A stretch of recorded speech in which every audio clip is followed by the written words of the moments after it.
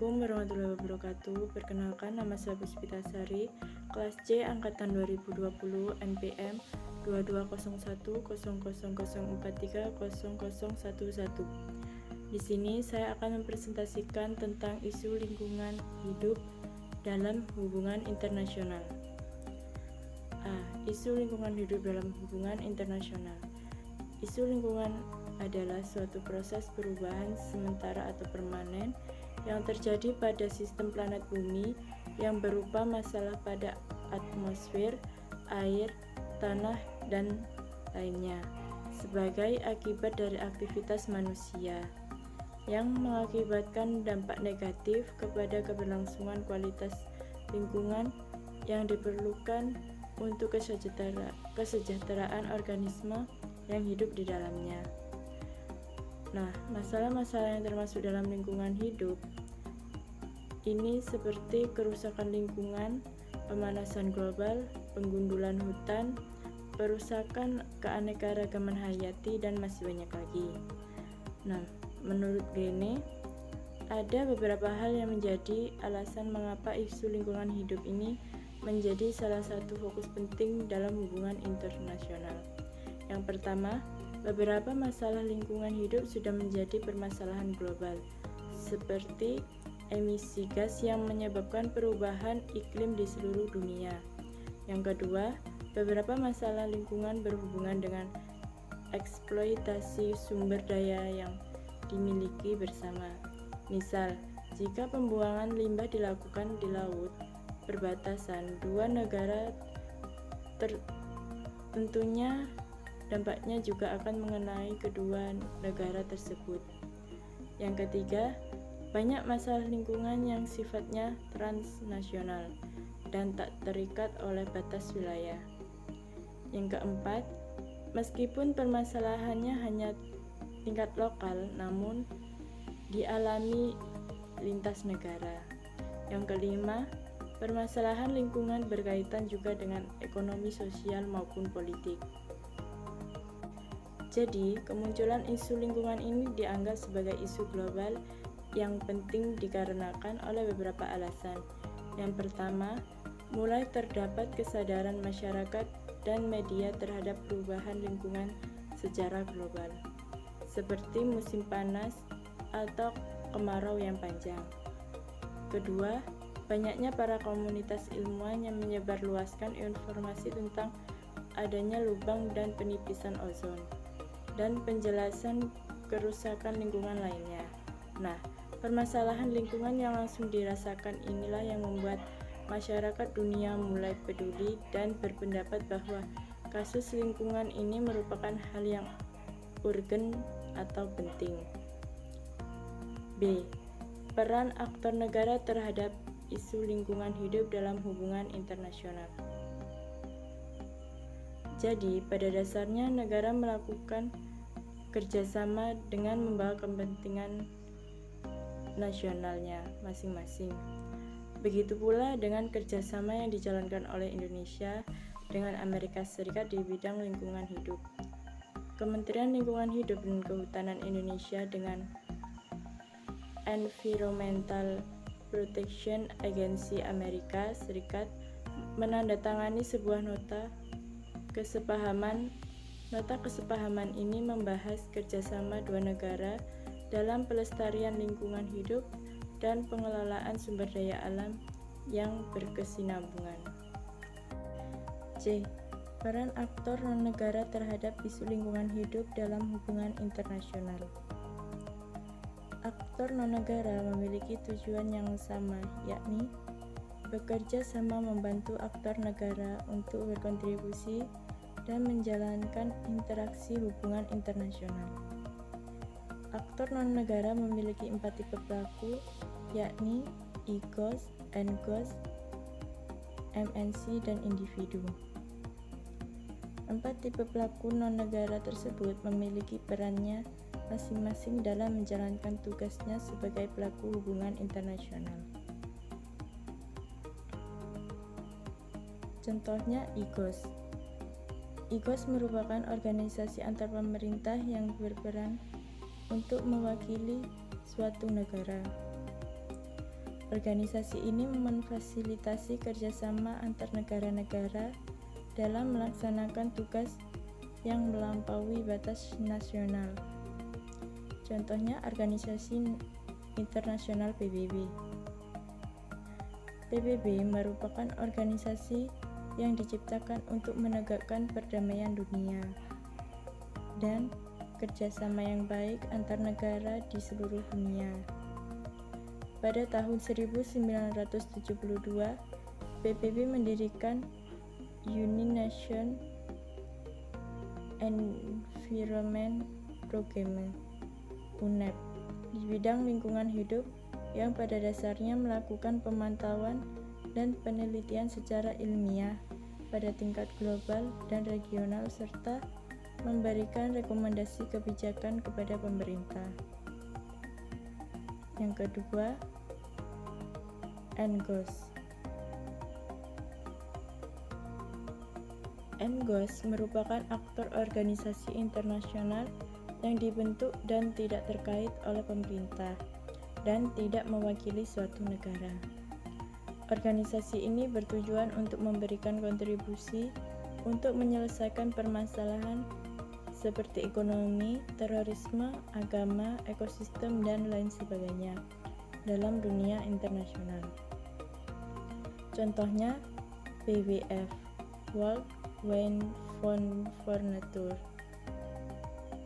merupakan sebuah organisasi non-pemerintah internasional yang mengatasi masalah-masalah mengenai konservasi, penelitian, dan restorasi lingkungan.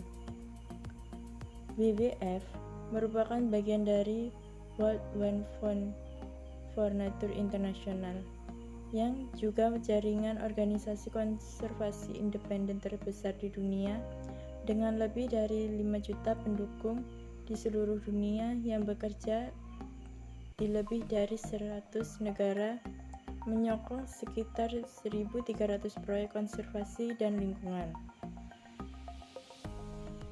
Yang ketiga, Multinational Corporation (MNC).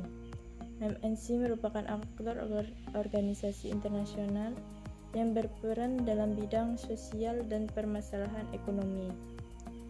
Organisasi ini biasanya berbentuk perusahaan-perusahaan multinasional yang tidak hanya ada dalam satu negara saja, tetapi juga tersebar di banyak negara di seluruh dunia. Nah, contohnya Coca-Cola. Sebagai MNC, untuk mengatasi perubahan iklim dengan menjadi sponsor dan berinvestasi, selain itu juga mendirikan rumah untuk daur ulang limbah botol plastik yang disebabkan olehnya. Coca-Cola ikut serta dalam proses diplomasi lingkungan, namun hanya sebatas memberikan dukungan dan penekanan agar perusahaan multinasional lain untuk menggunakan Paris Agreement sebagai dasar revolusi terhadap bisnis, sehingga akan terbangun perekonomian yang ramah lingkungan. Yang keempat, individu. Individu adalah sosok atau tokoh yang dianggap dan diakui oleh masyarakat luas, memiliki suatu kemampuan yang cakap, serta mempunyai kebaikan terhadap bangsa. Contohnya, Leonardo DiCaprio merupakan seorang aktor berdarah Italia, Jerman. Di tengah ketenarannya sebagai bintang film, Leonardo DiCaprio masih aktif mengurus permasalahan lingkungan. Keseriusannya terhadap lingkungan terlihat dari keputusannya mendirikan Leonardo DiCaprio Foundation sebagai langkah awal untuk menyelamatkan lingkungan dari dampak pemanasan global. Kepeduliannya terhadap isu lingkungan semakin terlihat saat DiCaprio dinobatkan sebagai Unique Messenger of Peace at Climate Change. Dilansir dari website resmi PBB, Sekretaris Jenderal Perserikatan Bangsa-Bangsa memilih DiCaprio sebagai United Nations Messenger of Peace yang bertugas mengkampanyekan isu perubahan iklim di seluruh dunia. D. upaya-upaya global untuk menyelesaikan isu lingkungan hidup. Upaya-upaya global yang dilakukan untuk menghadapi isu lingkungan hidup bisa dengan diadakannya suatu pertemuan berbau pembicaraan lingkungan. Pertama, pada 1972 diselenggarakan UN Conference of the Human Environment, disebut Konferensi Stockholm.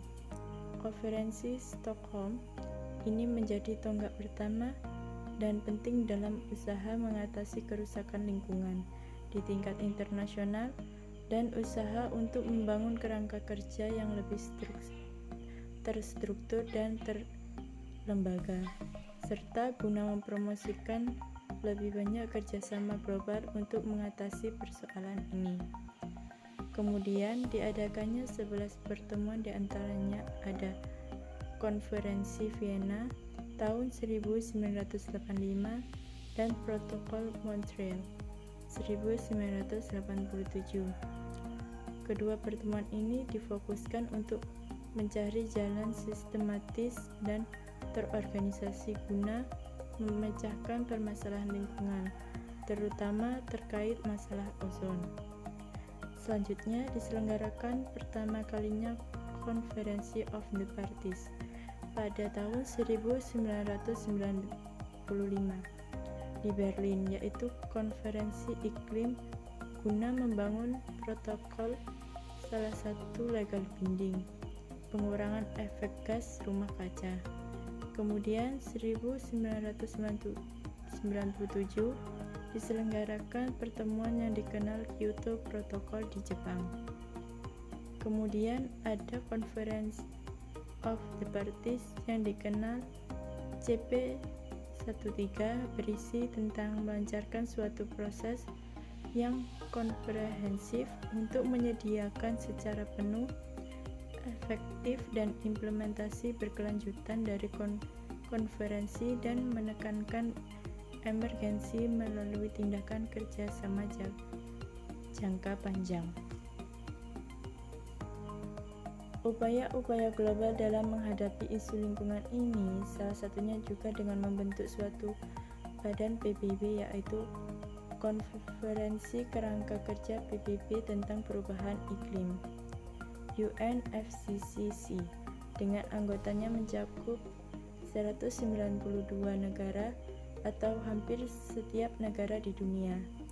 UNFCCC aktif melakukan pertemuan membahas isu lingkungan dan perubahan iklim 2 kali setahun yang dihadiri oleh delegasi tiap negara, LSM, swasta dan kelompok kepentingan khusus.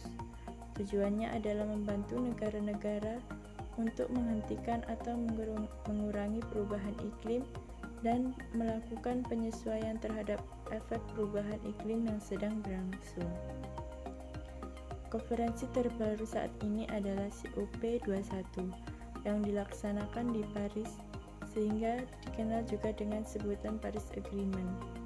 Konferensi ini bertujuan untuk membangun dan memperkuat respon global terhadap ancaman perubahan iklim dengan menahan laju peningkatan temperatur global hingga di bawah 2 derajat Celcius dari angka sebelum masa revolusi industri dan mengejar upaya untuk membatasi kenaikan suhu hingga 1,5 derajat Celcius.